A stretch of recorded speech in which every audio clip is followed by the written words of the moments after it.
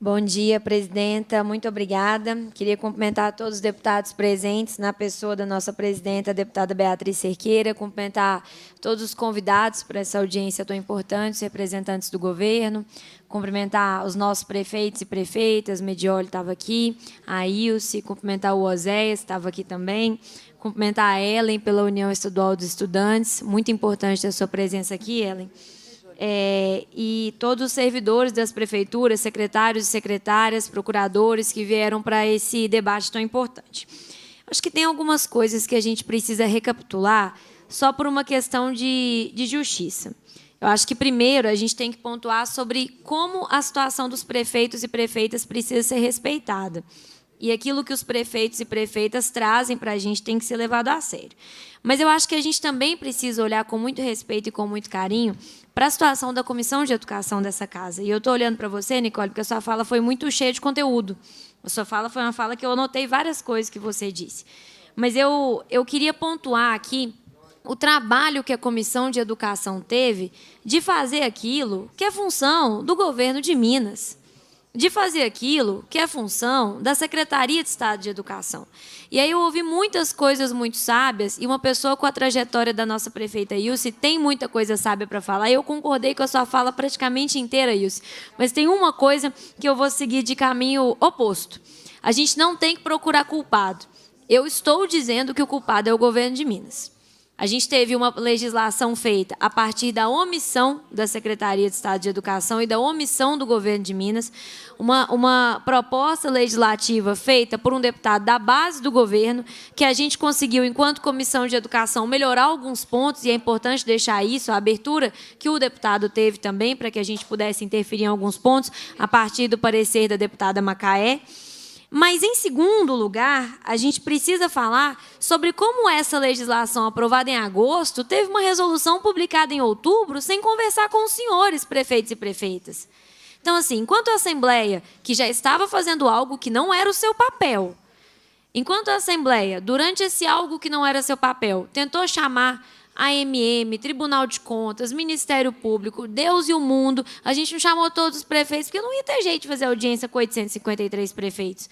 Inclusive, esse papel de coordenação dos poderes executivos no ente federativo é do governador. Mas a gente tentou, dentro da nossa limitação enquanto poder legislativo. E, na minha opinião, Nicole, a gente foi exitoso. O nosso projeto de lei é um bom projeto de lei. A nossa lei aprovada é uma boa lei aprovada.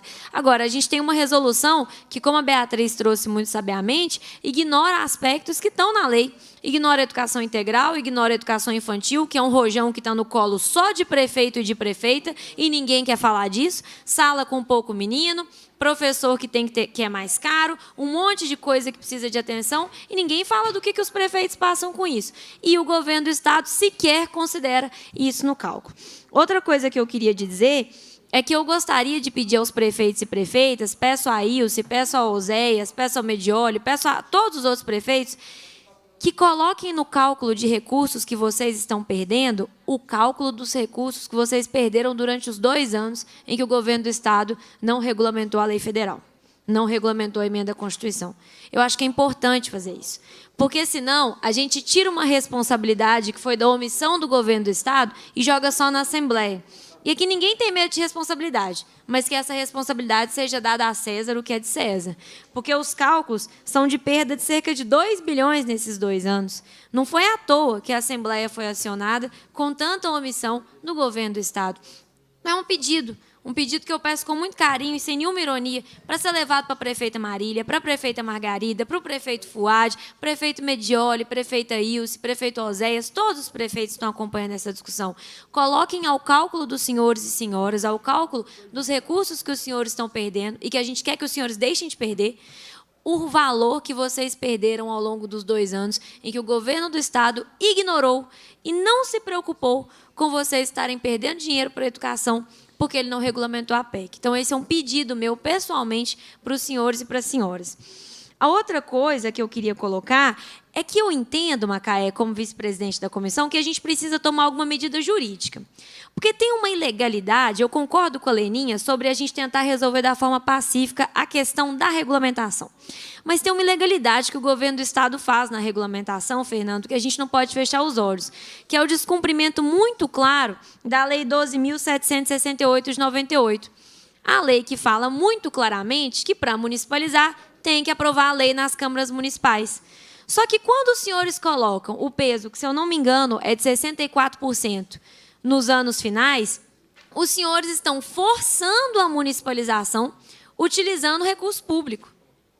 Então, eu entendo que os senhores entraram numa zona de ilegalidade, uma zona cinza muito perigosa, uma zona de descumprimento de uma lei de 98, que é o que tem sustentado tantas cidades que os senhores não conseguiram municipalizar à força ainda, como é a minha Divinópolis, que também perdeu dinheiro nessa história toda, apesar do silêncio impressionante do prefeito da cidade. Então, o que eu queria dizer aqui? Queria dizer que a gente tem que caminhar para um caminho de consenso em relação à regulamentação. Acho que isso já está muito claro pelas falas de todos. É um decreto pelo governo do Estado, um decreto que, de fato, ouça os nossos prefeitos e prefeitas, que são quem está na ponta, vivendo todas as dificuldades. Mas, Beatriz, a gente precisa ter uma medida judicial em relação a eles colocarem um peso tão grande nos anos finais do ensino fundamental, porque a gente não preveu isso, a gente não colocou isso no texto da lei, considerando que eles estão descumprindo a lei estadual que obriga a aprovação nas câmaras municipais de autorização para municipalizar. O governo do Estado tem que ser responsabilizado por isso, e eu entendo que as nossas assessorias jurídicas, com a competência que têm, elas com certeza vão ter capacidade de nos orientar. Por último, eu queria dizer, no mesmo sentido que a Leninha disse, sobre a importância do governo do Estado também apresentar celeridade nessa resposta sobre a nossa regulamentação. Os prefeitos e prefeitas já perderam dinheiro. Além dos 2 anos que os senhores fizeram eles perderem, eles também perderam dinheiro em janeiro, em fevereiro e, muito provavelmente, vão perder em março pelo adiantar do mês de fevereiro.